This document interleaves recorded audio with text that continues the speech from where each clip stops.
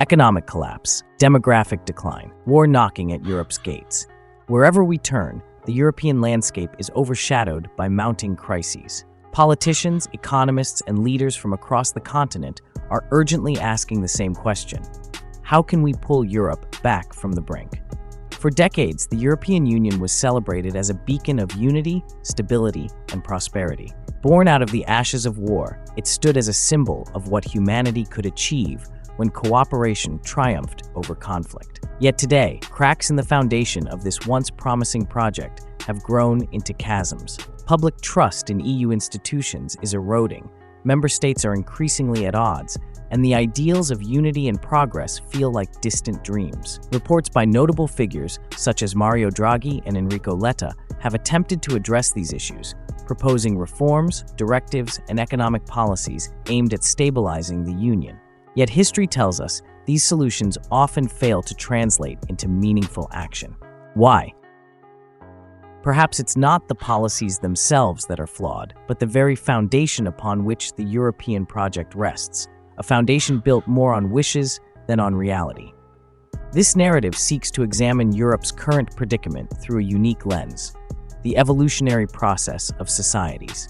By understanding how nations have developed over centuries, we can uncover the underlying causes of the EU's struggles and explore alternative paths forward. The conclusions may be uncomfortable, even controversial, but they are essential if we are to understand why Europe is faltering and how it might thrive again. The story of humanity's progress is at its core a story of social evolution. From small bands of hunter-gatherers to tribes, villages, kingdoms, and eventually nation-states, humans have continuously formed larger and more complex social structures. This evolution was not a straight path of cooperation and harmony.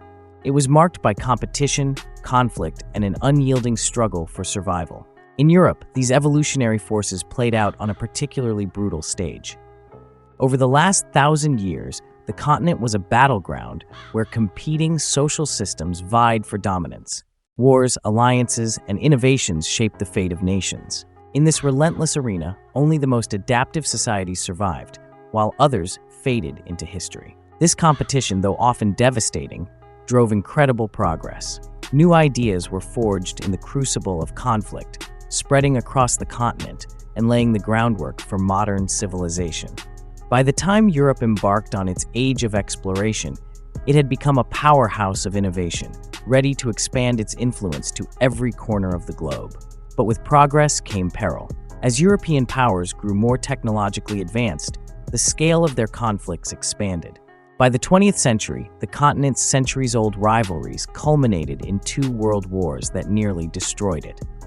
The devastation was unparalleled. Cities lay in ruins, economies were shattered, and millions had lost their lives. In the aftermath of World War II, European leaders faced a stark choice: continue the cycle of conflict or find a new path forward. Thus, the seeds of the European Union were sown, a bold experiment in unity designed to ensure peace and prosperity for generations to come. The birth of the European Union. The European Union emerged from a simple but powerful idea that economic interdependence could prevent war. The European Coal and Steel Community, established in 1951, marked the first step toward this vision.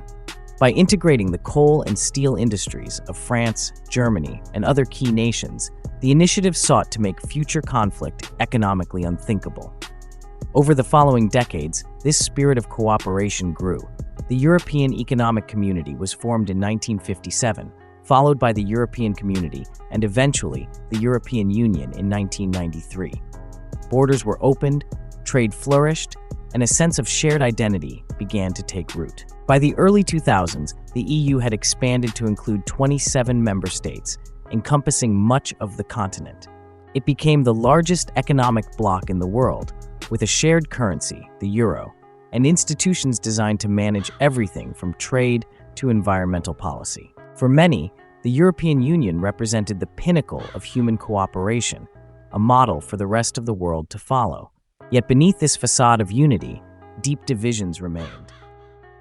The European Union's greatest strength, its diversity, has also been its greatest weakness.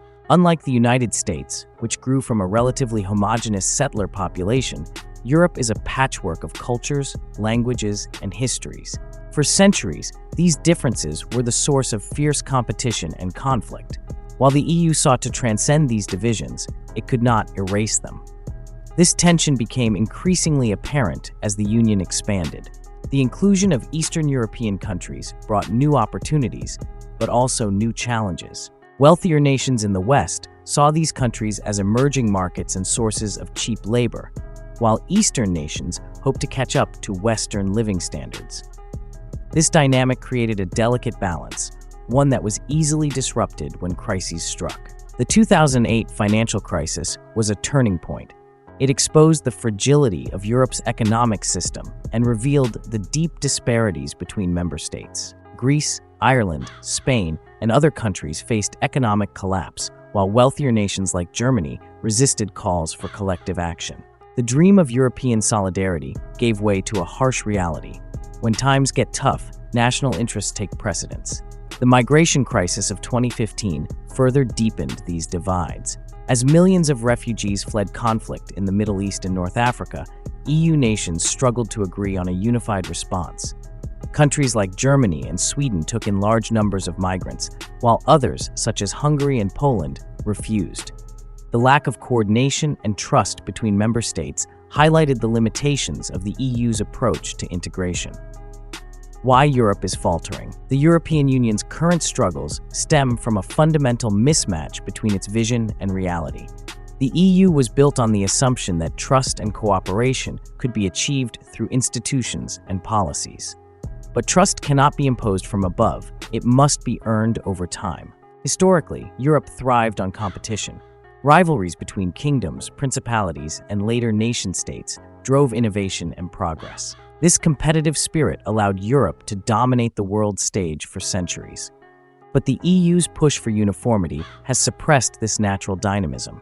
By imposing a one-size-fits-all model, the Union has stifled the very forces that once made Europe great. Moreover, the EU has struggled to adapt to the realities of globalization. While other regions, such as the United States and China, embraced the digital revolution, Europe lagged behind. Overregulation and bureaucratic inefficiency have stifled innovation, leaving the continent ill-prepared to compete in the 21st century.